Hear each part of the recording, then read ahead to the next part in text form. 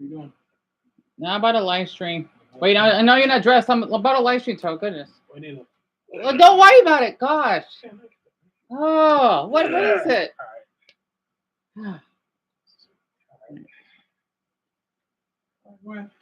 right. Orange shorts. So.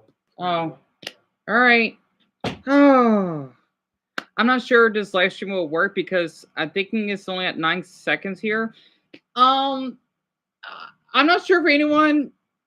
Oh boy, I hope. Okay, Dion, I think it's working now. It sucks I have such bad equipment. So this popped up my suggestions, right? Because I did get the video about me reacted to a white American that was saying some disgusting or vile words about India, right? I will have to post that later though because I thought I could give myself a little bit of a break, and also lost media. I'm not sure if anyone will probably be getting notified on this live stream because I know my channel's not doing well.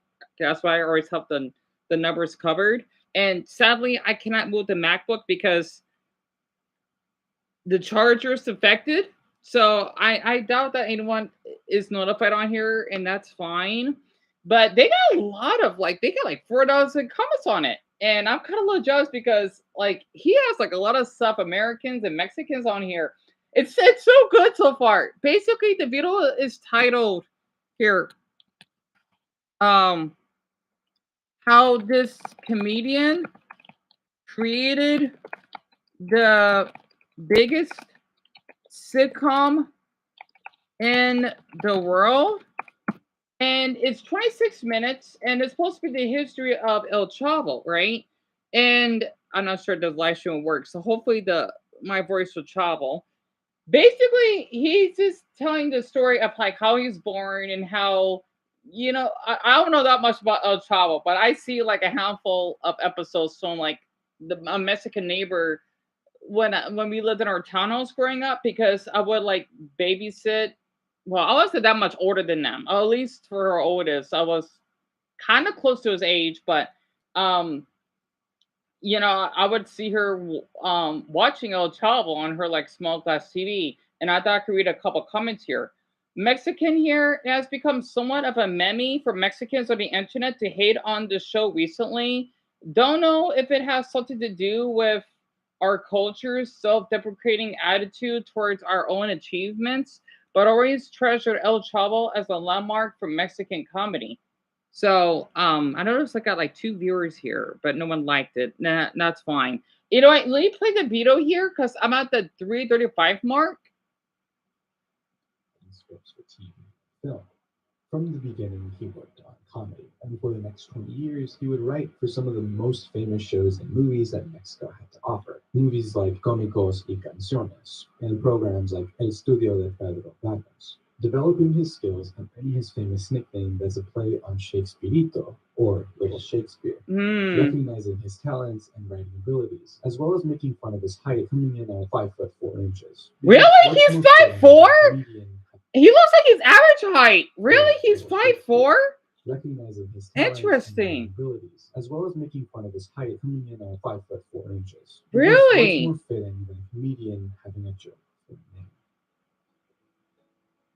In 1968, Gomez would finally get his own show after TIM, a television upstart attempting to compete with the big names in the broadcasting space, would take a chance and make a comedy show their signature program, as opposed to the popular telenovela with Chespirito. These 40-minute episodes of sketch comedy would cement Chespirito's talented name as a writer and comedian, as he found immense success through it, where we would see his famous personalities like El Chapulín Colorado, Dr. Chapatín, Chaparrín Bonaparte, and his most famous character, El Chavo del Ocho, for the first time. His characters stole the show as protagonists tend to do, and people would come to love them more and more over the years, and the success of this show would lead to the one he's most known for a few years later. Year after year, he finds himself blowing the ratings out of the water. And funny enough, this would only be the start of Chespirito's already huge success. And as the ratings and profits would start to climb, so would the severity of the situation behind closed doors. Oh, I got an ad. Oh, never mind. Okay, it says 4 minutes now. I got 2 likers.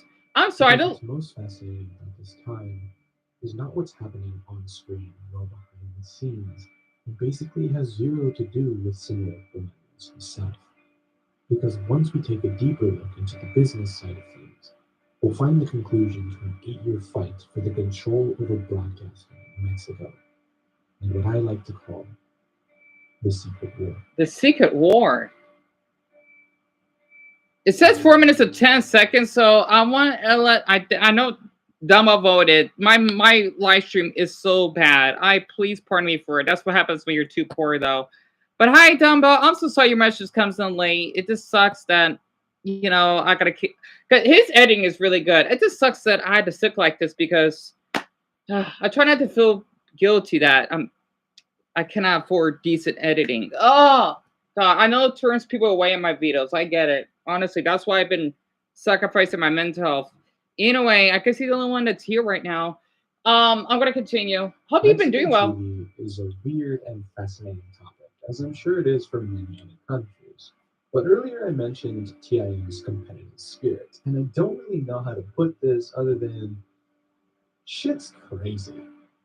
So gather around the Oh, it's not campfire, and then censored. The we'll word talk shit. ALXI, give you some IRL lore about my motherland's TV turf war.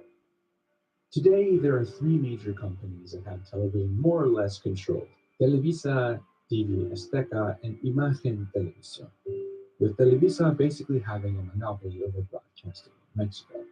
So how did they get so much power? Well, it starts off with this great Catholic man, Eugenio Garza Sada, who in 1963 founded TIM. The Garza Sada family were very wealthy and generous brewers, known for their good treatment of their workers, offering them social services and other benefits, instituting crazy ideas like treat others with respect in their workplaces, and giving their employees less hours at work to give them more time at home. Senor Garza Sada was a very intelligent man, studying at MIT in the States while some stuff was going on back home. When he graduated, he was forced to work his way up through the ranks of his family's company, which gave him even more street cred. And the family basically built Monterrey, Mexico's ninth largest city and second largest metropolitan area. They were very respected people, and he even has an award named after him to recognize people and institutions that contribute to the Mexican people's well-being. Okay, I got an ad. Oh boy, it's 56 seconds long. So yeah, you didn't get a notification, Double. That's understandable. I think it's like 4 minutes behind. I was hoping the others would join on here though. But I knew it was gonna take a long time until my channel would get taken off. It sucks you're the only one that's here right now. But I do thank whoever voted. I'm so sorry if anyone ever seen this live stream, because I'm only doing this for today because this video, it got suggested, right? And it went viral, and it'd be nice if I got some Hispanic viewers as well. I know my videos are crummy because, again, I'm too poor to do decent editing. And I hope that with the lack of income that we have, that doesn't turn you off. I understand that. And Dombo, your message came in 4 minutes late. So yeah, I don't know what's wrong with this MacBook. I can't do anything about it. But yeah, I'll probably go to stream until 4, then I'm just gonna stop for the day. I don't want to keep live streaming because I knew that this channel won't get anywhere. Plus, I do want to upload the other 2 videos. So on 4 o'clock, I'm going to have to end the stream now. I just wanted to share this video because it's interesting. Let me continue. TIM started as a radio station, as Eugenio looked toward the future, seeing the trends of the market and finding that the dissemination of information was becoming more and more valuable. Eugenio, correct in his assessment, found immense success even as he transferred into TV. This success, however, wasn't completely clean because by request of the fucking president of Mexico himself, a radio tycoon, Salispeiro, joined forces with the Monterrey group as they proceeded to fucking obliterate the competition. Outside of a few local stations, there was only one real threat to their seizing of power. And who was this real threat? Oh, I don't know, just the guy who had a huge monopoly over TV and put fucking color in it. He didn't invent color TV, but he improved upon the technology so much that it became the standard, or STSC. What Edison did for the light bulbs, this guy did for color TV. Are you serious? Right before TIM started buying stations left and right, Guillermo González Camarena, who owned El Sistema Mexicano, mysteriously His died Spanish, in his heart attack. Mexican Spanish is so good. Dios mío, hombre. Es muy perfecto. It's incredible. Honestly, and I hope that you can still hear the audio, Dumbbell, because I'm sure that you're typing in, but it's not going through. Again, the video, it is in the conversation. I just want to read a couple more comments here, honestly.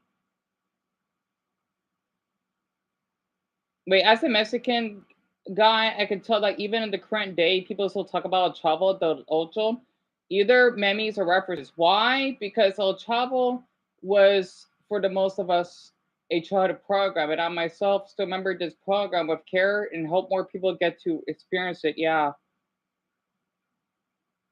I'm sorry. I love reading comments.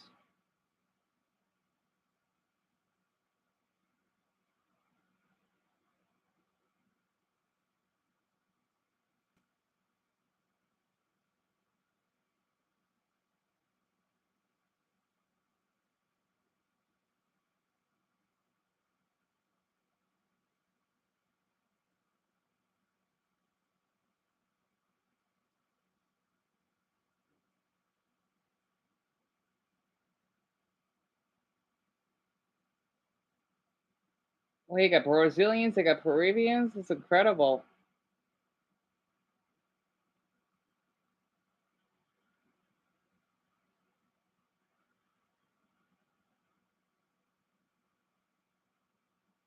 All right. Making them unstable and without a clear vision to continue. TIM eventually joins forces with big movie businessman Manuel Barbachano Ponce, where he would affiliate 11 out of the 15 stations he owned with them after finding himself in financial troubles to give them 50% of the Mexican broadcasting territory. With TIM's innovative formats, lovable new faces, the creation of iconic productions, and exporting those materials to other countries in the region, it wouldn't be long before Telesistema lost its hegemony. Even with this newfound success, however, TIM would find itself in a precarious situation after losing money, ratings, and strong advertisers like Procter and Gamble. During this time, talks between Eugenio's nephew and the son of one of the founders of the Sistema Mexicano, both now very influential people of both the family's companies, were taking place, with both television stations being taxed, feed, and seeing more and more losses every quarter. Discussions of a merger were being spread amongst the higher ups, with some disapproving.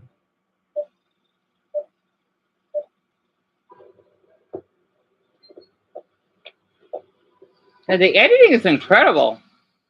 You got murder, communism on the march.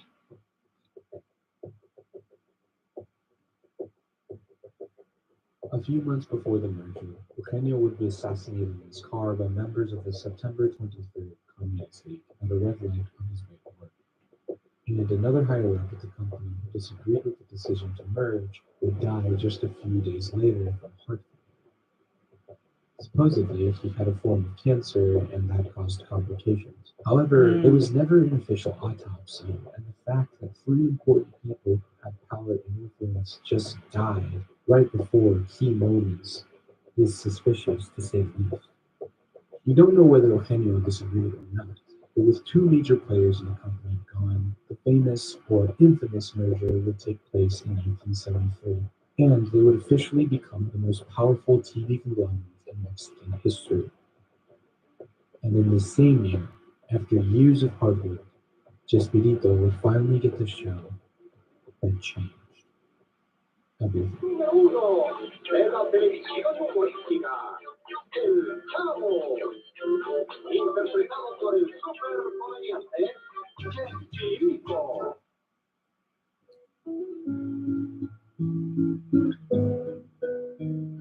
The first episode premiered on February 26, 1973, to widespread love and excitement from the general public as people were excited to see more of the genius on screen. The show was split into two segments. The first half would be a sketch for one of his other characters, like Chompiras y El Pentarete, a criminal duo who were really bad at their not jobs, and El Chapulín Colorado, a goofy, clumsy, incompetent superhero with a heart of gold that always seemed to save the day one way or another. So that's where Bumblebee Man from The Simpsons originated from, huh? As a Chavo and many others, he brought joy to people having fun and doing what he loved with people he loved, which I'm sure helped him keep his innocent spirit alive because astonishingly, Chespirito was well into the latter half of his life by this time. But the way he played these characters showed that he had plenty of energy left in the tank. No contaban con mi astucia. Síganme lo bueno. El Chavo follows a poor orphan boy, or Chavo, from apartment number 8. We don't know where his guardians are, and we've never seen his apartment, but where he tends to he be is most short. of the time is in a barrel in the I could common tell. area of the apartment complex, as he gets himself and his friends into trouble. One of Chavo's friends was La Chilindrina, played by Maria Antonieta de las Nieves, who played a significant role in his shows and came to be one of the people's most favorite characters, as she would get her own spin-off show years later. Carlos Villagrán Eslava, who played Chavo's rival, Kiko, became a part of the show after he impressed Chespirito with his comedic abilities during a party held for his friend, Ruben Aguirre, who played Professor Girafales.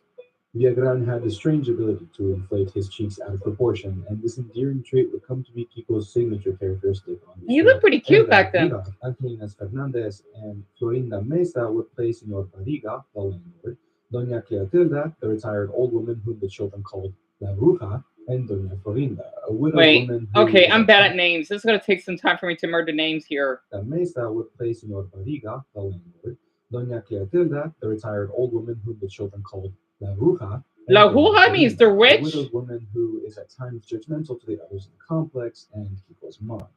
The final member of the cast is Don Ramon, played by Ramon Valdez. He's La Chilindrina's father, who's kind-hearted but has a short temper and has explosive emotions. He's constantly disciplining Chavo and his friends for causing trouble, and constantly getting slapped by Florinda for being poor.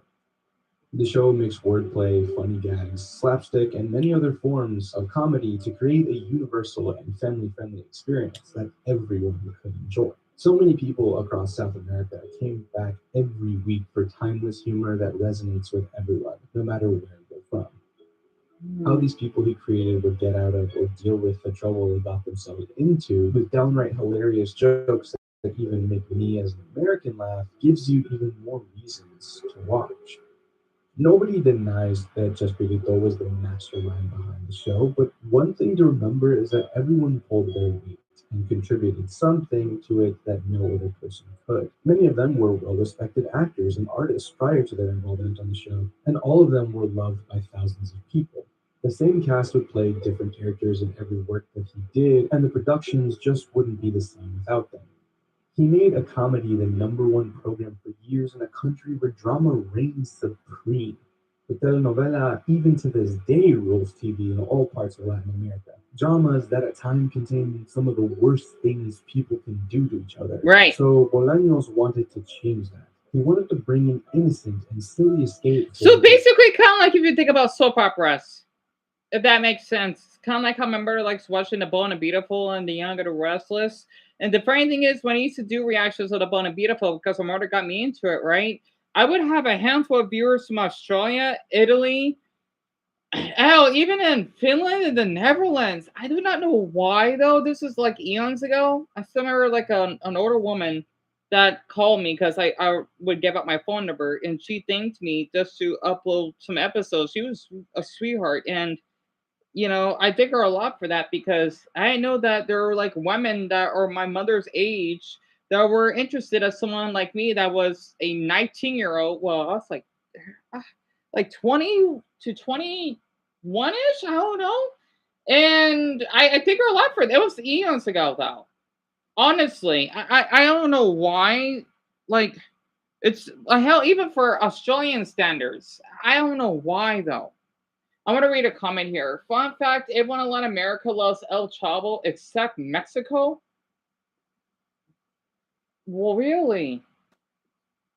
Behind the scenes controversies, copyright disputes, Chespirito's politics, brand mismanagement, NFTs, shitty historias del ocho pilot, deepfake commercials. Some people thinking it romanticizes or mocks the poor. Some people just not finding it very funny. Interesting. That's crazy. But the thing is, though, like you got Bolivia, you got Honduras, Venezuela, which is supposed to be like one of the poorest Latin countries, though, and they love it. That's crazy. Unless maybe that's just rumors he heard it from.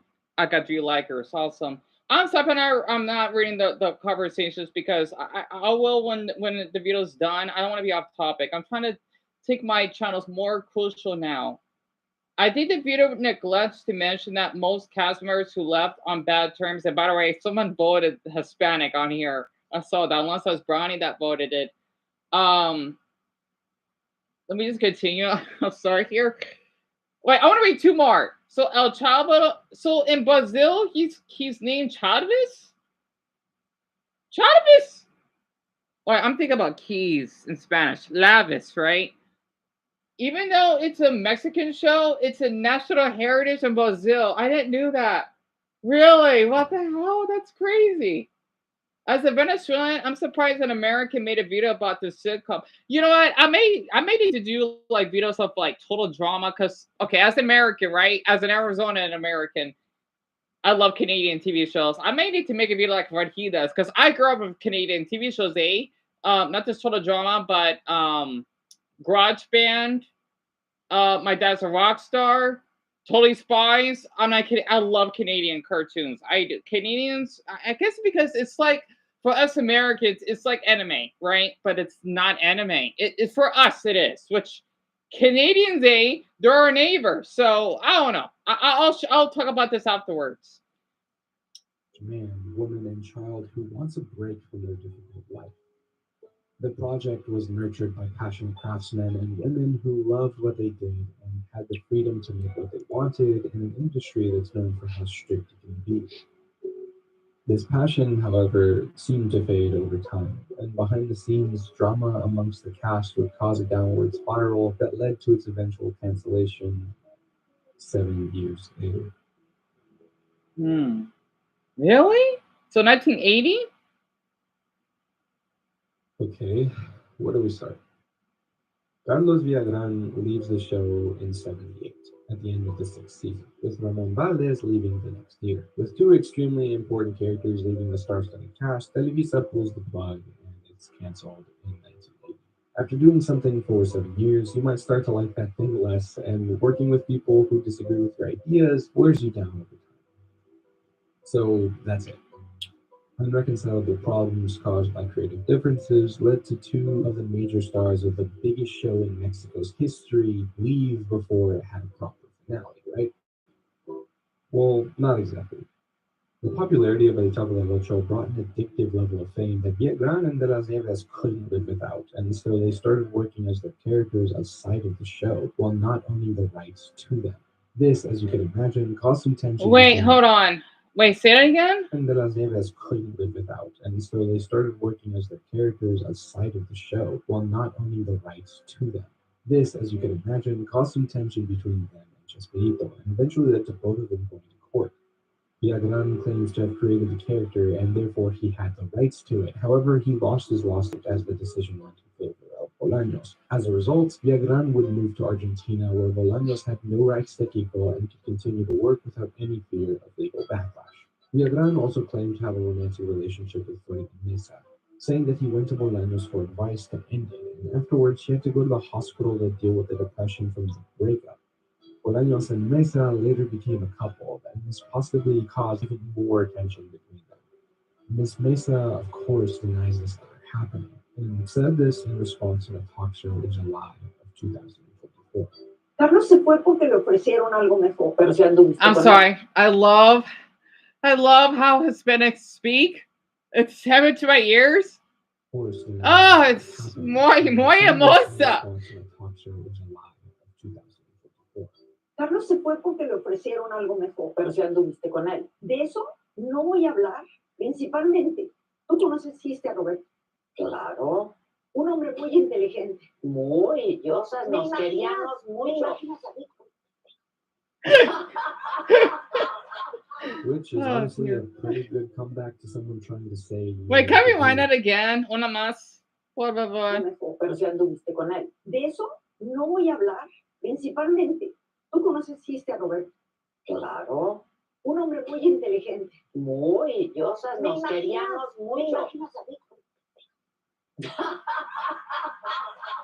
Which is honestly a pretty good comeback to someone trying to say you needed to go to the hospital after they broke up with you. However, the level of ego is unreal. But it wouldn't stop here because De Las Nieves is a masterclass at method acting. Because she was a child on set and in real life.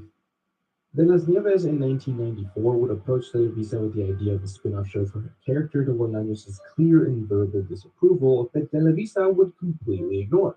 Bolaños wouldn't win the battle over his character either, because in 2003, De Las Nieves would gain the rights to La Chilindrina after a long time of disputing. De Las Nieves also called Florinda Mesa a homewrecker, spreading a rumor that Bolaños had an affair with her that led to his divorce with his first wife and mother of his 6 children. 6 These children? rumors, I don't think were ever So she disputed also, even leading. I wonder how he did a lot of research. She also spoke about her affairs with other cast members. Yeah, it does happen though, including Carlos Barragan, who played Kiko on La Chalapo del Ocho, and the show's first producer, Enrique Segoviano. So I can see the conversation scrolling. When she started her relationship with Gomez, Meza said she knew that he was already married and had 6 chicos. I began the relationship with many difficulties. It was risky with a wife and 6 children. I never asked him to divorce his wife. It wasn't easy watching him suffer because of his children. People in the general public disliking Mesa more and more.